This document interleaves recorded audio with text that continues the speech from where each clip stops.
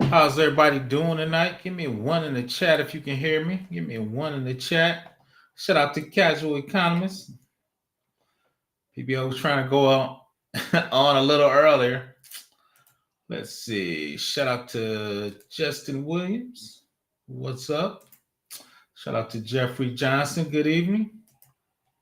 My man Justin Williams thinking about taking a Google / Coursera certificate, not only to dive a little deeper.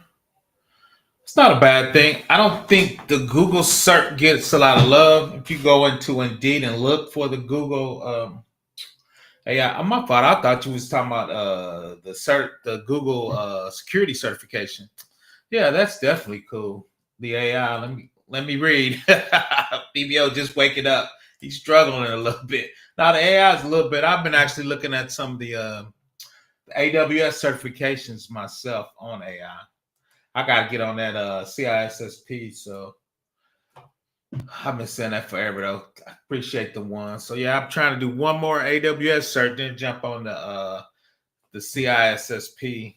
And I'm hoping to get the two CISSPs. There's a CISSP general, then I have a ISP. I think it's Information Security Programming for the CISP. They got like 6 or 7 subdomains in CISSP. So I think one of my buddies got that. I need to reach out to him. Once again, you know how we do it. If you got tech questions, shout out to my man with the AI. All AI is hot, so I would definitely dig a little deeper. I've been chat GPing a little bit. I've been doing some data engineering, having chat GPT help me set it up if I get stuck. I feel you. What's your issues with it? Like I was saying, I don't think it's widely recognized as far as the Google. That's kind of my only issue, but it doesn't cost a lot, and broader knowledge. But like you said, it's not definitely Google's not one of the premier certifications in there. They are one of the premier cloud vendors, though. I go AWS and Azure on top. Then underneath, I got Google, Rackspace, and probably Oracle. So I'll feel you guys with comments. So we're gonna talk a little bit about their configuration management. We're gonna just delve into it. You see it right there, the NIST 800-53. My favorite compliance. Then after that, if you looked at the thumbnail, we're going to talk about STIGs, schisms, and CIS. Those are actually the hardenings you do on technology. So if you got a web server database, you can harden it with either one of those benchmarks. And sometimes I mix and match the benchmarks. Some of them are better than the others, and some of them are better than the others. So I usually do STIGs, but sometimes the DoD is a little slow, and I think CIS level 1 and level 2 they stay a little more current. So my man Justin Williams said I started initially with NVIDIA, but they of course threw me for a loop for the assessment. I need to check that out. I didn't know NVIDIA had courses. I was just thinking of them as chips. I never thought of Google having. I mean, not Google, but Intel having a course. I didn't know NVIDIA had courses, to be honest. So I need to check into that. I got the data analysis one. I didn't learn anything new really. I never got any jobs. You talking about from the Google one, Casual Economist? Shout out to my man Ty for joining.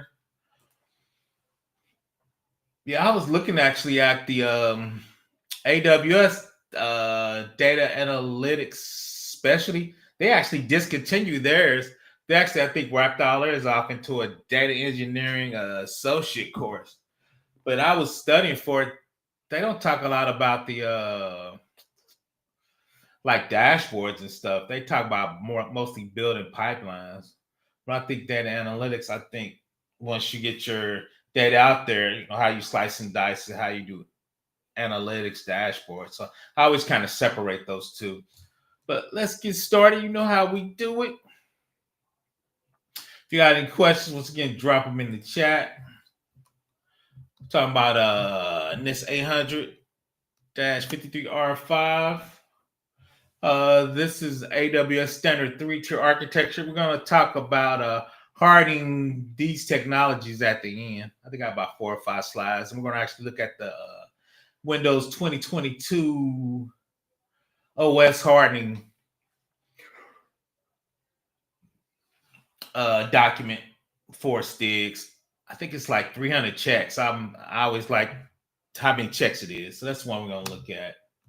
Once again, that's the 3-tier old school web server, app server database. And the EC2, you could have Windows or Linux. So most people really run a lot of Windows on there for the OS.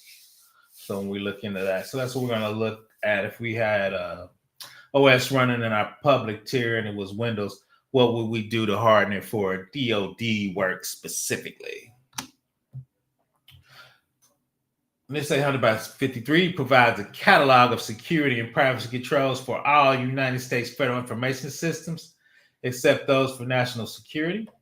It's published by NIST, National Institute of Standards and Technology, which is a non-regulatory agency of the United States Department of Commerce. I always forget about it's commerce. I'm thinking it's something else.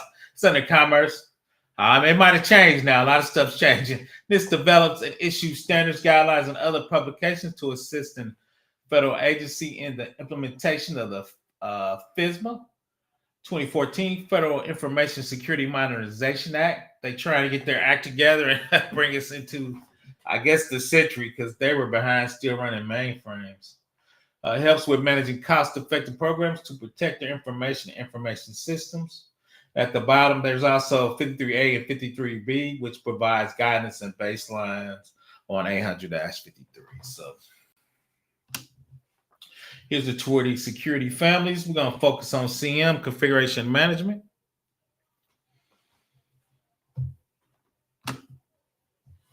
We're just going to hit some of the subfamilies and a few of the enhancements. Always when you do CM-1, that's usually the policies and procedures. So that's why I usually very rarely show the -1, because we know that's going to be policies and procedures. It's coming up, Ty. I got a slide on explaining the STIGs. I got about 4 or 5 slides at the end. So that is coming. That is coming.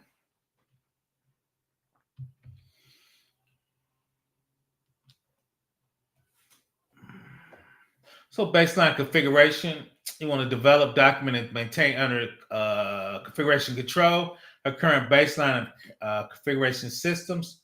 Review and update the baseline. Organizationally defined as IRS, CJIS, which is state FBI, HIPAA, and high trust. Each agency can put their tweak on it. So that's where you see that organizationally defined. When required, due to fix it. When system components are installed or upgrade. You see that at the end, control enhancement 2, baseline configuration. We got to automate it. And I did a couple of videos on AWS config. Talks about how do you automate it. How do you tell if something's out of compliance? And if it's out of compliance in a high, you can actually call their run book to actually fix it. So if developer, for some reason, took out the KMS keys and forgot to put them back on the your OS or your database, you can actually scan it, see it's off, and you can actually have an automated process for putting it back on. Most times I usually just notify. For some reason, I've been in production and something happened and you had to take something off while you figure something else out. So that's why we don't really fix them like, have automated remediation very often. Here's the 14 things. I think I just kind of pulled out the top 6 or 7.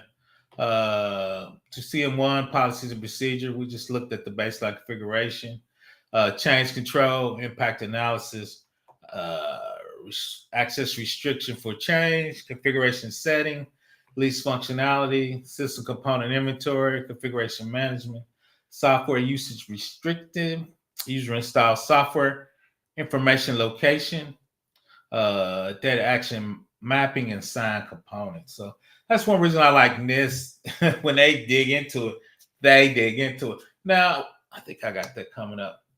You see it's low, medium, high, so we don't have to do every family or every enhancement. So if you're doing a low system, you see right there, you would just have to do CMM -1, -2. If you're a moderate, you have to do CMM 2, 2.2, 2.3, and you see high. So a lot of times if I start with a smaller company, I say, let's just do the lows, right, and work our way up.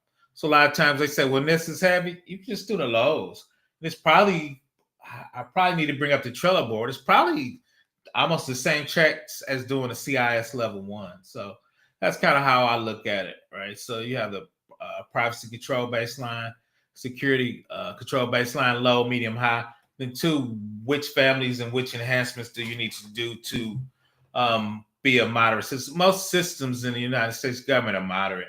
They're not life or death. So usually talking about data. So most of the times they put that data in there in a moderate system. So once again, a lot of times they say, well, STIG's too big for a small system. I go, we just gonna do the low. See, just getting your feet wet. Right there, you skipped over 3 for low. Configuration change control. You don't even have to have change control, but no. So that's what I usually strive with the low, medium, high. They kind of digging in or which ones we should dig into.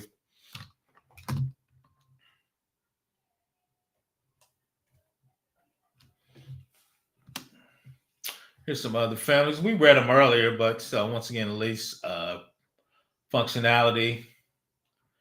That's probably least privileged system component inventory. You see here A1 updates during installation and removal, automated maintenance, automated unauthorized components detection. So those are some of the things you need to be kind of figured out. The cool thing though, if you're in the cloud, you spend a little more money, you can actually a lot of those built into AWS and Azure. They have their system manager and it'll go out there and SBOM, right? Software bill of materials, and it'll tell you all the components you signed up for because they billing you for it. So they know all the components they're billing you for it. So that's kind of one of the cool things or not cool things. So like in the cloud, it's a little easier to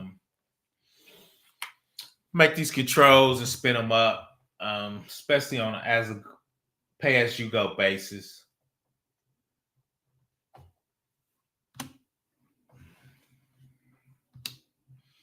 Once again, policies and procedures. So we're just going to kind of flow through these. I probably did a ton of videos on these.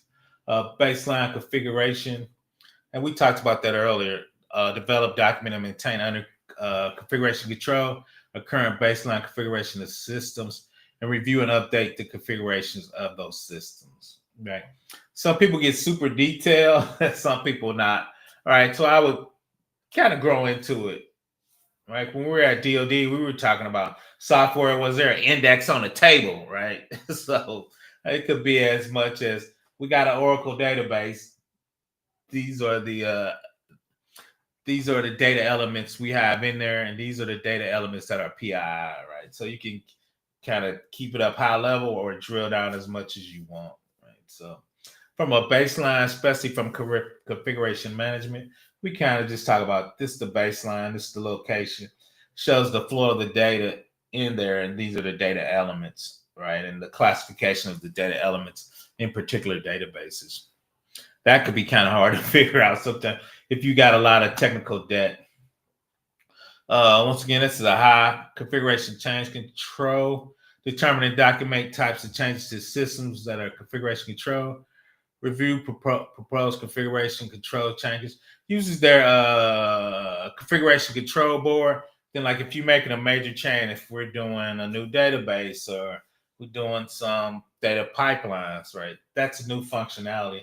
So the control board will talk about security, policies, money.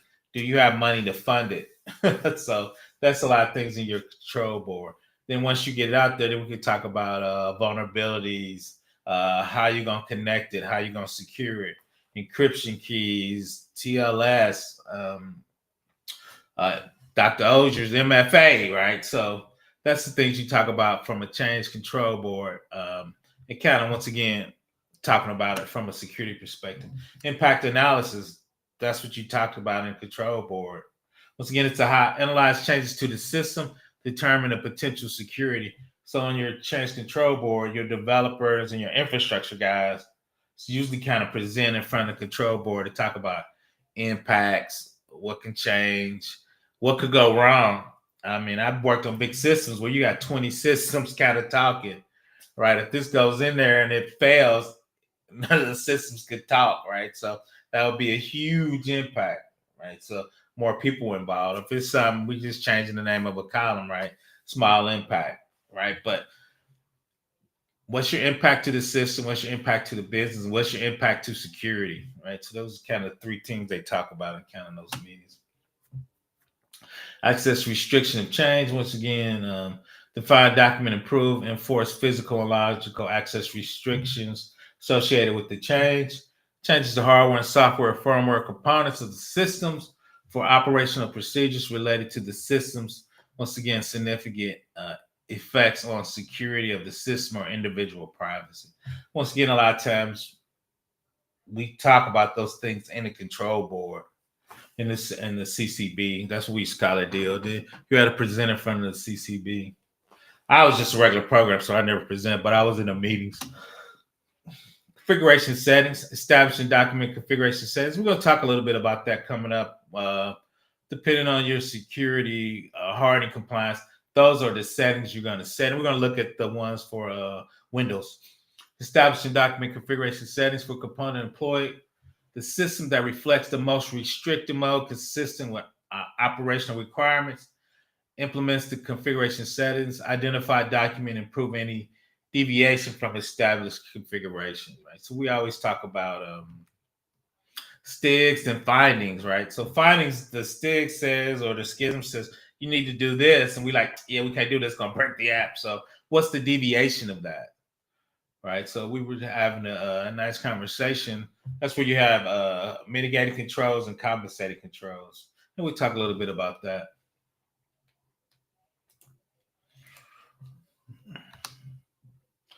This one, system component inventory. Configuration management plan. Develop and document and implement a configuration management plan to address roles and responsibilities. Establish a process for identifying configuration items throughout the system. That's one of the plans usually people ask for in NIST is what's your configuration management plan? Right. The cool thing is a lot of times if you're in the cloud, it'll identify your CIs, your configuration items. But then two is how do you approve them? How do you change them? How do you change the settings? Is there a board you go through so people can sign off? I remember I was at DOD and a team did something. They took down all the DOD network. So for 2 weeks out of a month, you couldn't do anything in the network. So the two is if you did any network changes or IP changes, you had to send it in for the whole DOD to look at. Because I thought it was overkill, but there was a team, they kept blaming the network. So they were like, okay, we're going to fix that. But once again, what's your configuration management plans? How do you identify the items, like they said? Do control what software libraries you're using, and what's your development process? Because a lot of times those items are programming items, code, compiler, the infrastructure you put in your code on. Once again, your operating system, your web server, your app server, right? All that together is how do you know you're running Tomcat or Windows 2022? When you upgrade, what's your release? Because a lot of times, if you look when they talk about hacks, they said this particular version was vulnerable and anybody on this version. A lot of times, it's hard to figure out what version you are on, right? If you're not doing a good configuration management plan or before configuration inventory. And a lot of times, it's because a lot of times you got open source things, and when cassettes hit, a lot of people were running Log4j for logging, and it was vulnerable. A lot of people didn't know they were running Log4j. They bought packages and software that was losing Log4j. They didn't know what was in the package. They just was using it for accounting or operations or floor software. They didn't know what packages were bundled up in there. So that's why they started digging down in that inventory.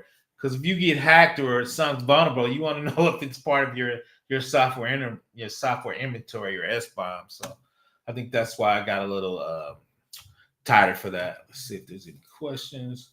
Once again, you know how we do it. Put any questions in the box. We're just gonna kind of flow tonight. Then we're gonna jump on our Alien Earth. That's a great series on FX. Shout out to Alien Earth. Gotta get my Alien Earth on. I got it on record, and so if we over a little bit, PBO could jump on it. But my man Ty asked me explain a little bit about the STIGs. These are the three I see used in practice a lot. Then we're going to dig down into STIG a little more. STIGs are security technical implementation guidelines. I already messed that word up. Implementation guidelines are a detailed checklist of best practices and security configurations developed by the United States Department of Defense, my favorite agency, DOD, Information Security Agency, DISA, to harden specific information technology assets. And we're going to look at those assets. And once again, we're going to drill down into Windows 2022. I think Windows is definitely, incorporation is one of the most widely used. Even though I'm a Linux guy, I used to do big systems. Windows finally caught up, and you used to didn't run big systems on Windows. Threading wasn't good, but now that they're up there. IRS schisms. People know I do a lot of IRS work. Most jobs I've got because I have an IRS background. I used to work for private vendors bidding on IRS work, so that's kind of how PBO makes his life. IRS schisms. Schisms are security guard computer security evaluation metrics. It's a document used by the IRS to evaluate the security controls of agencies and organizations that handle FTI, federal tax information. Our job is to make sure your tax information doesn't get stolen. So that's usually what one of my main jobs is. And one widely used I see, I think it's a little light, but the CIS benchmarks set up free or actionable best practice and guidelines for securely configuring IT systems, network, cloud infrastructure, developed by the Center for Internet Security. Shout out to Study GRC. They have the Trello board. I might go out there. So they list them out for the CIS. I don't think he has the IRS out there, but he does have the STIGs out there and NIST out there. So those are the hardening documents, and much with my entire. So we're going to drill down into. So what is that? And my manager used to always say something so deep because nobody ever hacked a policy or procedure, right? So when you talk about hardening the infrastructure, hardening OS, hardening web server, app server, that's where the STIGs, the schisms, and the CIS benchmarks come in. A lot of times you can automate that. You can run the SCAP, OpenSCAP. On AWS, you can run the system manager. Then you can check with AWS config. I got a ton of videos drilling down into that. But that's where I always say this is where the rubber meets the road, right? 800 is the 30,000 foot level. Right, you get enhancements, you at 20,000, 10,000. But if I want to do hardening on a Windows 22 operating system where the rubber meets the road, that's going to be STIGs, schisms, or the CIS checks because you're actually hardening the infrastructure. When the bad guys come and attack you, these are the things that are going to protect you from those attacks. So that's why I'm a big STIG guy. Shout out to my man Gabe, Struggle Security. He wasn't feeling the STIGs, but so. What is STIG hardenings? STIG DISA, we just looked at the overview, but let's prescriptive secure code baselines for OS, databases, middleware, network, and apps. Findings are tied to CCIs or mapped to the NIST 800-53, and we'll look at that. It tells you what control, right? We talked about CM, AU for auditing, access control, AI, I think that's infrastructure access. So when you hardening something on there, it actually rolls up to one of those controls. Security, we looked at that. We looked at the high, medium, and low. We were looking at that. The artifacts, you can do STIG, viewer, SCAP, CFF. And of course, my favorite ones, doing POAM for exceptions. We usually do those in spreadsheets or instead of Office 365, a lot of times you can do a SharePoint list and hook that to a planner item, right? So we're trying to do a little bit more in a spreadsheet. So I will hook it up into a SharePoint list, then actually hook it to a planner item. So in SharePoint list, when you actually do it, looks like a little access table with a little more power. Then if I want some automation on there, right, I can do Power Automate. So once I do the planner at 7 days before the exception is due, a lot of times you get 30, 60, 90. I can send an email to the security team. I can send an email to that particular technology. The DBAs would do the database, so I can send them an email saying, hey, you got 10 days to get this fixed, so we're gonna be in trouble with the client, right? So we can put a little automation on there. But let's keep rolling. Once again, my man Ty asked me a little deeper into the STIG, so we can dip our toe in there. core workflow, which is a repeatable. We talked about this, the scope inventory. We talked about that in CM. Picks products instead, Windows 2022, Red Hat, Postgres, and Cisco. So at a high level, when I go on site a lot of times, I ask them, what is your tech stack? We're doing Windows 2022. We're doing Red Hat 9. We're doing IIS Server 9. So what are those? Because then I can get the STIG sheet so we can do our assessment on, because we're going to do it on a particular product and a particular version of that product. Once again, we talked about automating OpenSCAP. Chef is one. Ansible. Shout out to my man. He does, but he loves Ansible. So remediate GPOs on Windows, Ansible and Bash on Linux. Parameter changes. Then we recorded evidence. We can export to CKL, attach a scan of artifacts. A lot of times we use Rapid7, LexisNexis. I'm trying to think of my favorite one in the cloud. I'm struggling today. On AWS, we could use config to scan to tell us those settings. So once again, continuous monitoring. That's the scan. You can see if anything drift, patches, and set you up a dashboard. Right. So shout out to get our teams down there, right? Get our Power BI, get our dashboards on. So that's kind of it. Let's keep flowing. Once again, want to attach it. Once again, talking about the Windows Server 2019, we're actually going to go. There's a website out there. Counts password, IA5 and AC2, enforce complex password, history, min and max age, lockout, disable.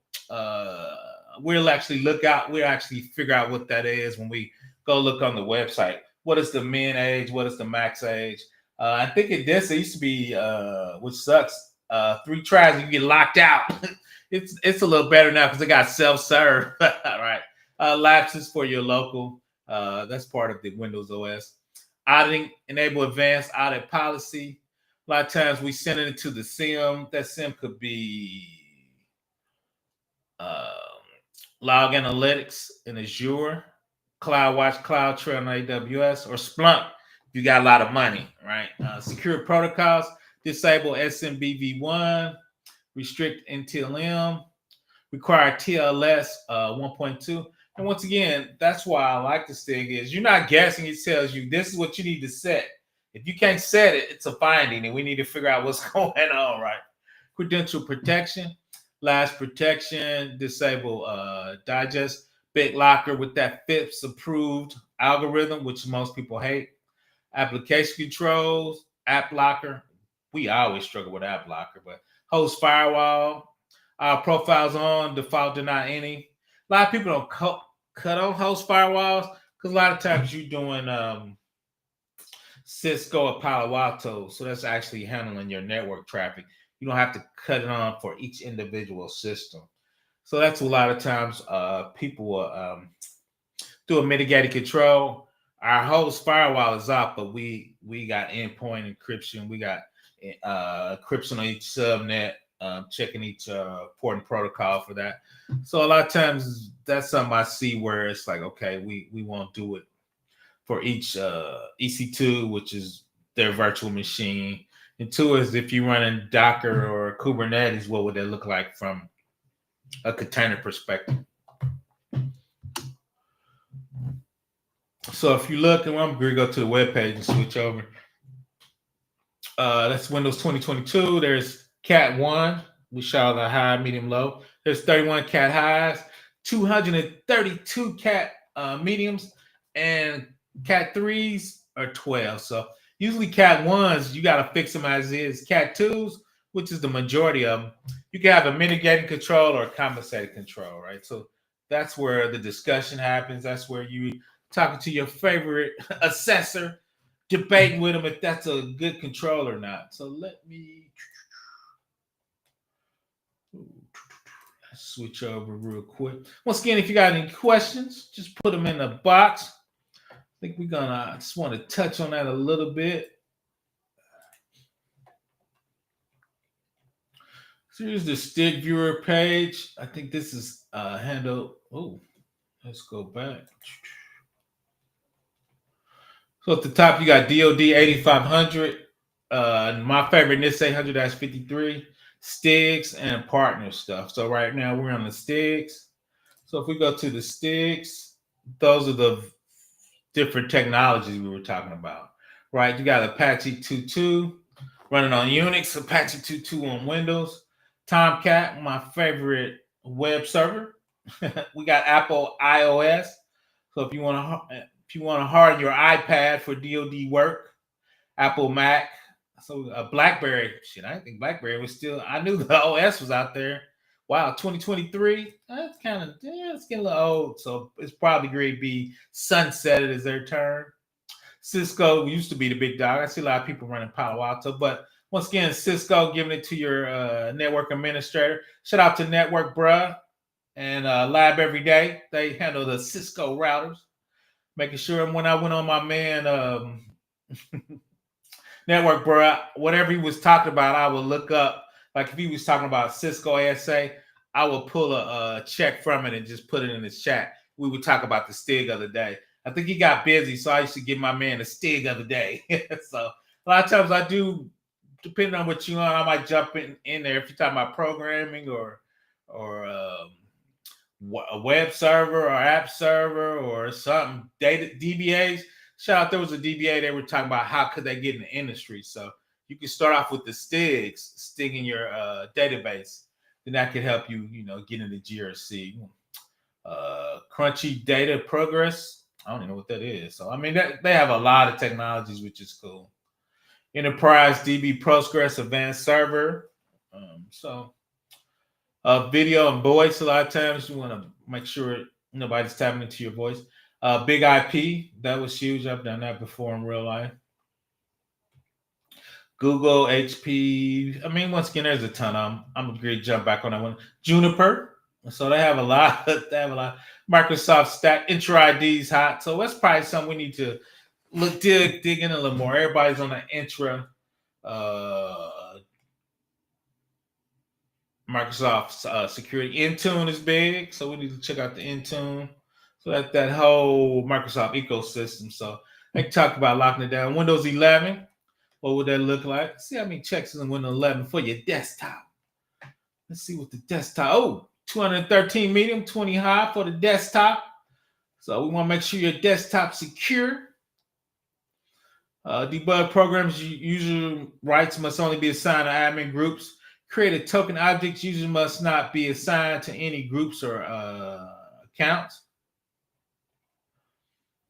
The act as part of a system, user must not be assigned to any group. Landman. So these are the things you set in your GPOs. You put your laptops in, but these are the things you need to do to secure it. So that was shout out to Windows 11. Got 300 checks. So that's one reason I love maybe 250. PBO a little tired, maybe 250. That's still a lot of checks. Most people ain't doing 250 checks for Windows 11. So shout out to Breezy.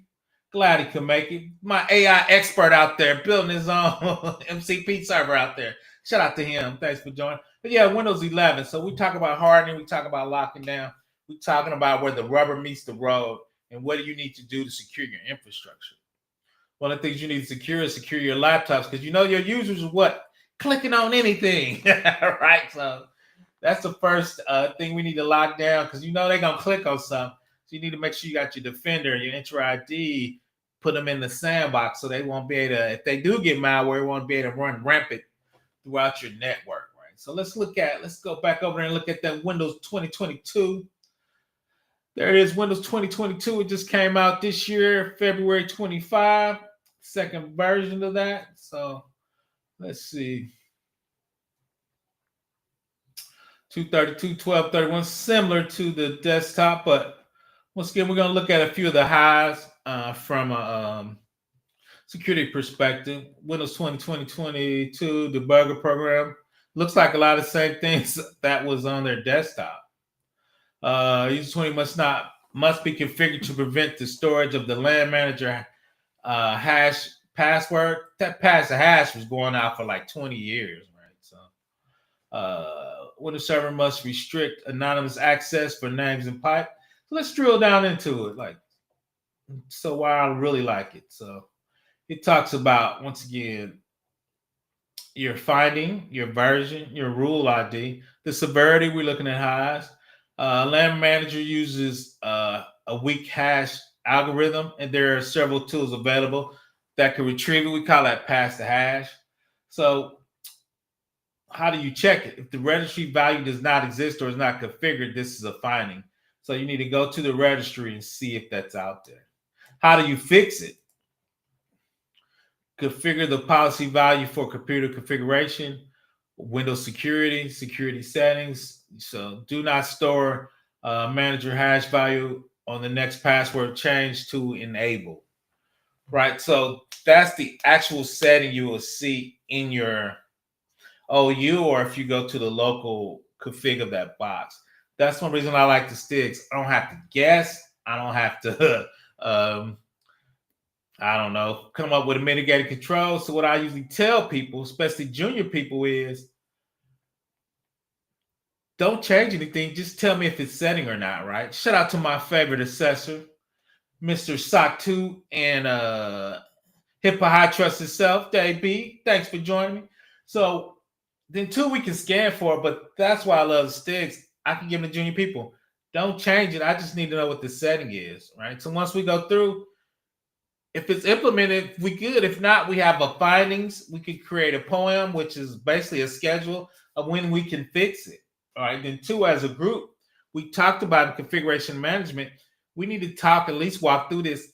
Do we think what the impact of this is? It going to break something? Right. So we talked about the impact, the configuration board. So we should go through each one of these. Usually we go through this with our senior guy. They know off the top of their head, or and two, a lot of times they were like, well, we're going to need to put this in test to really see, right? Because sometimes it looks good, but the app on it is crap or outdated. So even though you want to set it, you're going to break the app, right? Because a lot of people think of OS because we're security. We make money running applications on top of OSs, right? The OSs don't make any money. So are we running an Oracle database? Are we running AI? Are we running engineering? Are we running payroll? All that runs on top of OSs. So if you cut something on and it breaks the app, they're gonna be like, roll it back, right? Especially if it's payroll. PBO has to get paid, right? Shout out to you. Shout out to me. Shout out to you. Shout out to everybody. But yeah, so let's keep so let's switch back. We might come back, but that's one reason I like the STIG once again is you don't have to guess. It tells you what to check, and it tells you what to fix. Then we can get our Rapid 7, our LexisNexis, or our QualSys to actually scan it, right, and tell it. And well, usually what we do is once we get the OU tight and get it fixed, and we just put all the laptops or servers in those OUs, right? Then if that particular server break or couldn't do all those checks in OU, we create an exception OU, right? That takes out that control we want. The me and Dave talk about that is that's a compensating control or a mitigating control, and what are you setting, and does it meet the original control? That's the big thing. That's why you have your cool auditor to come in and give you his feedback. Sometimes they hate on you. I'll be like, that's a perfect compensating control. David could be like, no, no, it's not. PBO's all right. No, but shout out to that. But no, once again, that's one reason I like the STIG. And I think we're going to do a video and actually go through and STIG a Windows box. For me, too, is I don't touch a lot of computers anymore. So I like to go through and look at it to keep my technical knowledge up. A lot of times I'll be like, oh, cloud engineers, let me know. OS guys, let me know. DBAs, let me know. Is STIG an acronym? Oh, yes, an acronym, Ty. I thought I said, let me go back to the slide. I said it, but I think I ran through it super quick. But yeah, it's an acronym. Security technology and implementation guidelines. Let me get back to the slideshow and we can look at that real quick. That's it. Like I said, I don't think I hit it quick enough. Let's roll back up in there. We had it right there. It is STIG at the top. Security Technical Implementation Guidelines. STIGs right there with the underline. Then the schisms, that's the IRS version of that. Safeguard Computer Evaluation Matrix.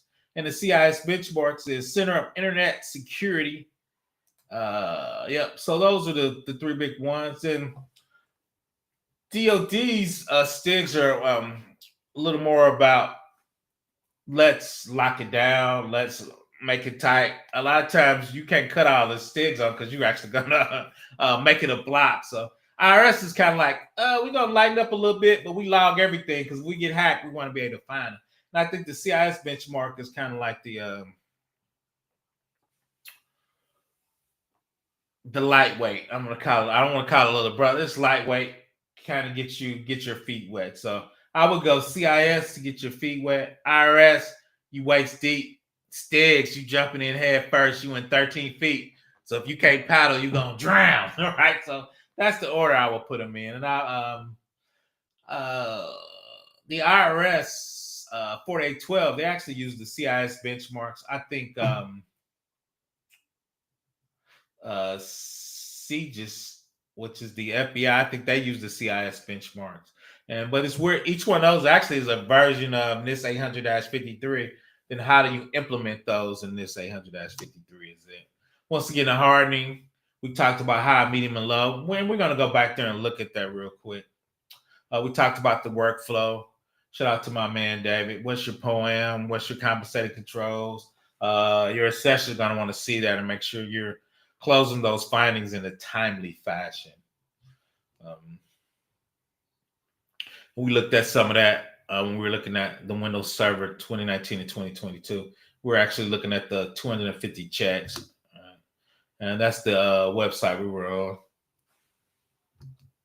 That's all I had. Let me drop the link. But once again, yeah, that's the shout out to my man Ty. Security Technical Implementation Guidelines is the for it. Everybody go check out that Alien Earth. One of my great shows. I think I'm gonna go get some tacos. PBO should be able to die, but you want to get some tacos. If anybody want to come up, Breezy, Ty, anybody, just shouting out. But yeah, I just want to touch base on that. And two is somebody in the Discord was asking if they were a DBA, how could they get into GRC? And that would be running the STIGs or IRS for your database, which whatever you SME of, Oracle, Hell Access, SQL Server, the big dogs, MongoDB, Redshift. There's so many databases out there. Bit something for Google. I don't do a lot of Google, but yeah, so that's how I think you could get as a DBA. Always assisting GRC because we don't physically touch machines. We do oversight, right? I'm technically inclined, but I'm not. I'm not messing with Windows 2022 server because if you mess it up, don't nothing work, right? So PBO delegates that, right? I understand enough to double check it, see if it makes sense. Like Dave is as an assessor, I need to kind of understand if I need to look at some of those at a high level. A lot of times too, I usually do internal assessments, so I'm usually working with our internal team. So then when Dave comes on, sometimes I have to meet with the assessor, see how we stand, and make sure. I guess we kind of agree on what we're doing. Sometimes people can look at the same infrastructure and come up with things a little different, but most of the times it's pretty black and white. Then, like we talked about, if you have to do a mitigated control or compensated controls, that's a discussion and how do you lay that out so your assessor can agree that you're at the same security level, or at least, if you're a little less secure, you have these other compensated controls. I'm less secure, but it's internal to our network and nobody from the internet can get to it. And we have reserved IPs. And to log into it, you have the MFA in there, right? So I couldn't get the fifth security. I got regular AES and I got these 3 additional security. Does that equal the same, right? So I would have to get with Dave, the assessor extraordinaire, and have that discussion, right, of what we did and why we did it. And sometimes clients go, we don't care. We wanted the original. I'm like, we can't do that because it'll break the app. But once again, that's years of experience and just getting comfortable with those different benchmarks. I really, like I said, I've seen the IRS. Once again, I work for big companies that do the IRS, so I've seen those and work with development teams and talk to those guys about it. Because a lot of times, if you're selling a product, people are asked to see your poem list. They want to know how many Cat 1 findings you got, right? So how do you communicate? How long you have them? What's your compensating and mitigated control? Why do you think you can have a Cat 1 and not fix it? Because we're good. Nah, but what is that discussion? and what does it look like, right? From a GRC perspective. So let's see. I'm gonna hang out any longer, see if anybody has any additional questions. So that's kind of what I want to touch on. Once again, somebody was in the Discord from Study GRC, and they were talking about that. So you know me, I was like, I think I got a video for that. So let's go back real quick.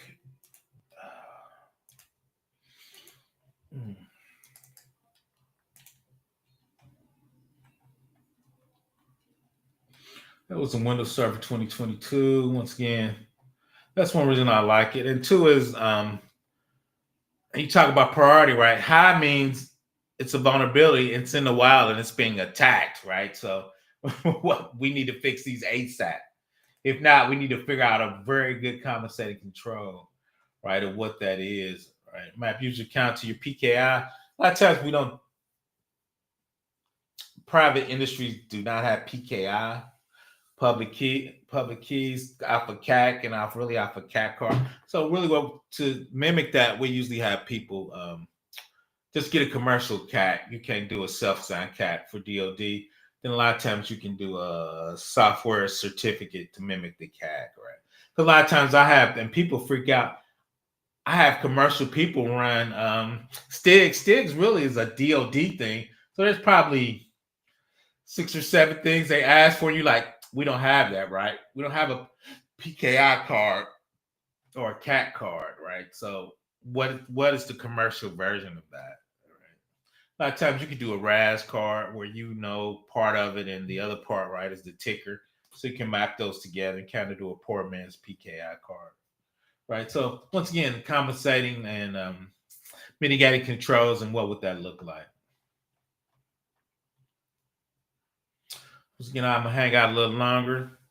See if anybody have any questions. I hope everybody's having a great week. I'm struggling. I've been tired lately. Got my walk on this morning. People, I got to lose a couple LBs on the way. Shout out to my man Dave for getting that CISA. He's a role model. I got to get on my CISP.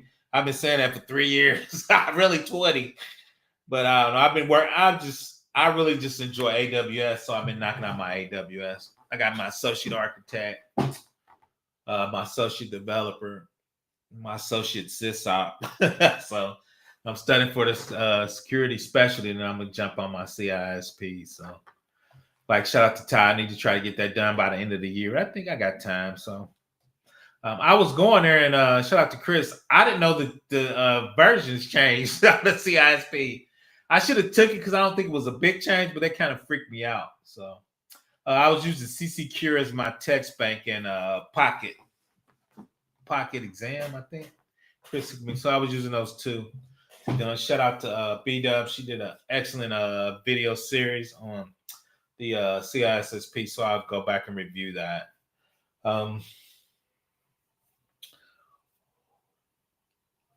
Sometimes I struggle with the CISP because CISP is a management test, and the first time I took it 20 years ago, I didn't pass because I was thinking as a technologist, right? Something as a technologist you want to fix, but we talked about that. The CCB report and the risk of that will be too great that it might break the app.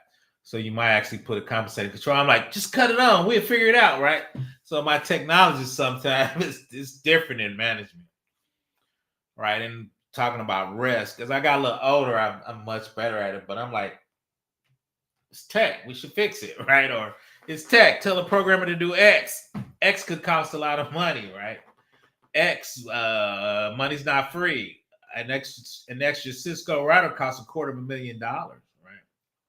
One of the things in the DR, they want you to have failover. So they wanted you to have another physical Cisco router. They're like, that's $250. We ain't doing that, right? We're gonna create two virtual routers inside our network, but we ain't gonna have two physical $250,000 routers. We don't have. Well, I think we got one 2 years later, but that was a big budget expense, right? So, and most auditors know, like, dude, we the government, man. We a state. We ain't spending $250.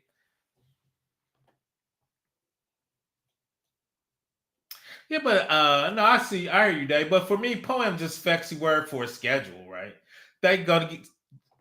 Most people gonna show you a schedule when they should fix stuff, when they're upgrade, how often they're patching, right? So for me, all those are poems, right? The schedule when you patching. If a patch come out, a lot of times I think DoD they give you 2 weeks to fix it.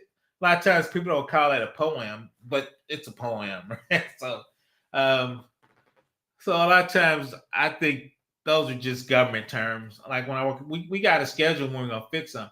If we got a finding, we're gonna have it in a planner object, right? The planner is the poem, right? So I just think people I just think people use those are the government terms. Like I said, when I went to DoD, true story, it took me 3 months to figure out what people were saying because those were the terms. We just said schedules. They were talking about poem, EIT, SIT, system integration test, enterprise integration test. I'm like, we just had QA, right? But so those government terms, and that's I guess kind of one of the benefits of government. Once you get in there, just the nomenclature, the verbiage of you in there. So once again, I hang out a little longer. People are about to get a couple tacos and watch Alien Earth.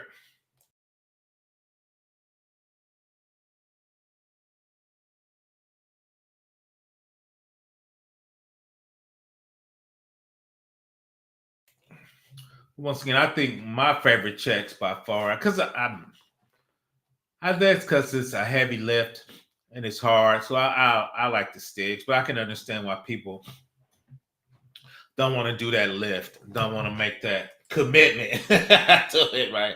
It's a heavy lift. So I think from a technology standpoint in GRC, I think that's a nice bridge and gap, right? I mean, you don't have to be a Windows 2022 expert, but if you understand the checks, understand where they're at, understand how to scan them, understand at a high level how to talk about, say, the controls. What is up? My My favorite. man. Now I was just listening about the poems, and I get the point of it, but I just haven't seen the official writing up of it. Yeah. But yeah, I know you're about to get off because the show is about to start. But No, you good, you good. I got it on record. That's there all you good. go, But there you don't you go. see schedules of stuff when people gonna fix stuff? Yeah, yeah, That's yeah, yeah. yeah, Exactly. We check that all the time just to make yeah, sure that what is your plan of action and right. different things like that, of course. And then if it comes to like hot fixes, different all that. Do they have a cab, a change advisory board, Yeah. blah blah blah, and so I mean patches obviously they come they go. Some of them are if they do it right, they hold off, they go into a test environment, right? They do it in the Mhm. sandbox, et cetera, et cetera. But yeah, I'm looking forward. We're doing a gov ramp Okay. with a client, integrated with the SOC and the PCI, et cetera. So I'm looking forward to see how that all ties in. I'm not actually going to be doing the gov ramp, but just even being close to it, Oh yeah. I've already kind of helped map some of our document request IDs to the reference numbers, etc. And it's just kind of it's interesting to see there was over 400 different controls, and now I don't the client that I'm talking about doesn't won't put all those in there. So this brings up a good question. How do you do an NA, a not applicable? Is it that simple in a NIST or a GovRamp or anything like that? Or is it a little bit more, do you have to kind of prove the negative, if you will? Well, I always work, not you personally, but I always work with the assessors with Dick, so we had to prove it. That was it. So yeah, I'm used to it. Usually it's pretty obviously like the one I see on there a lot of times is if you're doing the STIGs is they want you to have a cat card, right? Which is you put the card in there, it's got your fingerprint on it, right? So you get most private businesses don't have that. So right, so that'd be in it. The interesting part I think people don't realize, and you brought up and touched on is having your I hate this term, harmonate between those different compliances because you got to pick the one that's most secure so the other ones will be in there. So I had to do that one time. That was a monster, man. It took me probably 2 weeks to go through. It probably was 1,000 controls.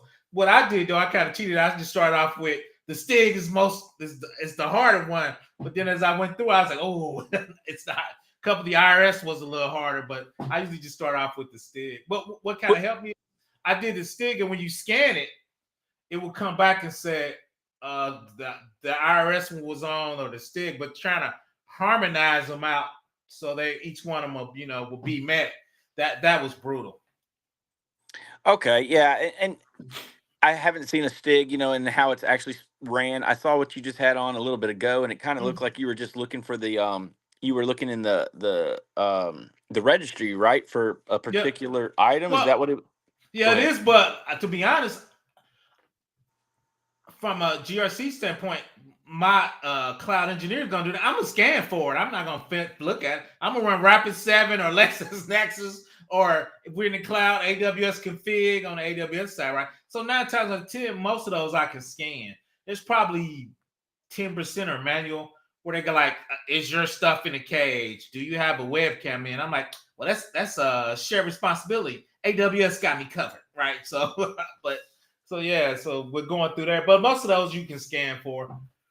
So if they come back negative, then that's what I send to the cloud engineer or the DBA. Like, hey man, do we got this set? You said we got a set, but a lot of times you can set them in different spots. You're like, oh, I set this at the local. I forgot to set in the OU. I'm like, we need to get that set in OU, homie. So So is it more like, is it a script checking for the output basically, or is it? I mean, you know what I mean, like yeah. this. Okay, it is. Now, what it is well, there's two ways to do it. You can run script to get the output. If you run a scanner, they actually go into your config and actually look for that setting, right? Which I think is a little different in the output, right? But doesn't Because it? I'm sorry. Go ahead. no, go ahead, go ahead. I was gonna say, but doesn't so from a very high level, without going too deep into it, the Mm-hmm, STIGs as they are now, do mm-hmm. they input what system they're running, if you Yes, will, and then yeah, it has a drop down, and then it chooses, it knows what it needs to look for in yep, said. Okay, yep, okay. yep. And AWS config, you can say I'm doing NIST or high trust, and it says okay, for our best practices, this is how you need to set it up. And it scans through your infrastructure and says, pass, fail, pass, right? Then when you fail, you need to go figure out, okay, can I set it like they want me to, or will they break something? Or do we need, like we talked about, do we need a compensating control? Because that setting is going to break in that, which probably is going to be about 10 or 15%. If you got a lot of technical debt, you got to walk through and figure out what that setting should be or could be. If not, you got to get with your favorite accessor, Dave, and figure out what we can do, right? And what can we accept, right? So, Well, that sounds interesting. I definitely, I need to talk to more of our firm about how they do that, how it's implemented, and mm-hmm, I know that we do it a separate way for when it comes to, say, SOC or other things, PCI, whatever. We have some different scripts that we ask them to run, depending mm-hmm, on how it's set up, right? But let's just say mm-hmm, they have basic servers, and we just say, hey, run mm-hmm, this on your Windows and run this on your mm-hmm. Linux, blah blah blah. And then we get the output, and we can get a lot of confirmation from that without them having to go in there themselves. And we have it where it outputs it, Mm-hmm. in a text document, and we can just Yeah, quickly look. Yeah, exactly. yeah. So It uses PowerShell, and the PowerShell yeah, goes in there yeah, and yeah. look at that. It looks at where I'll spin it up where it has fix, it go in that place where it should be set, and then it'll look for that, and then it tells you if it's set or not. And kind of the same way when you scanners. So some people do PowerShell script, a lot of people do scanners, a lot of people do both. A lot of times we run PowerShell because that's going to actually do the hardening. Then when we flip that switch, it tells you if it got flipped or not, right? So you can do it to report, or you can do it to harden. So I've seen people use it to report PowerShell. I need to get better at PowerShell. That's on my list. I'm a corn shell guy because I do Unix, but it's kind of their version of PowerShell. Yeah, and PowerShell's all, it's spread out now to where you can actually do it on Linux and different things like that as well now. So, Yeah, it's so it's not just a Windows based. I mean, it's just another shell. I mean, no, I think no. Windows got off their high horse and said, "All right, let's implement." There's no Linux guy that's gonna let you run PowerShell on his box. That's all. Well, I take it back. I run with the true old school guys. They're like, nah, you ain't running no PowerShell on my Linux box. Let me see what my man Jupiter said. You got anything else for me, Dave? But yeah, but that's No, it. that's it, man. That's That's it. it. Yeah, you guys, have a great night. I'll All right. finish up watching the rest of it, and then, yeah, I've been working late, so I'm about to get off here myself, go get something to eat. So you have a good one, and we'll see you. We'll catch you later. Yeah, I'll catch you. We're gonna be over there on Study GRC soon, so I'll catch you over there. All right, sounds good. Yep, All right, later. Jay. Talk to you later. What's up, Yeah, my man Jupiter? yeah, I'm just jumping on. I just came from a run real quick. I'm probably have to watch this whole video again, man. Because Yeah, I'm about to shut. this is something I need to redo and Uh, looking at again, man. But yeah, shoot, yeah, this is good training right here. I'm like I said, I'm gonna rewatch this because I need a refresher on this one right here. yeah. So, other than that, man, good course, and I'll just jump back off, just saying what's up, man. Man, I appreciate it. Yeah, I'm about to shut it on down and go watch Alien Earth, man. I'm gonna give me some tacos and watch Alien Earth, man. All I right, no appreciate you, worries. man. I All right. appreciate it. All right. Shout out my man Anonymous. I think I know who that is. I haven't seen him in a while. Shout out to my man. He has the CISSP. He has some good videos. I don't want to say who he said because he ain't said who he said yet. But shout out to my man. I ain't seen him in a while. Shout out to my man Jupiter for coming up. I want to appreciate everybody for joining me. You know how to find me. I'm on Discord. I'm on LinkedIn. I'm a little bit everywhere. I've been kind of in a hiatus for a while. I took about 3 months off, and I'm kind of easing back into it. So I want to appreciate everybody for joining me. Once again, you can ping me. If you go to my YouTube channel, there's my emails out there. Just go out there to, I think it's about my emails out there. I got to do a better job of checking it. Shout out to a couple people emailed me about 45 days ago. PBO was a little late. I was invited to a couple panels and I didn't show up, but I reached out to them. They know PBO. Oh, they have my number. I'm like, I got to text an old guy. I got to text me, but I'm out. I want to appreciate everybody for joining me. Everybody have a great hump day tomorrow. I'm like my man Dave. I'm going to get some tacos, watch Alien Earth, and do a little work. Once again, if you need me, reach out to me. I'm out. Everybody have a nice Tuesday. Let's start off hump day tomorrow. I'm out.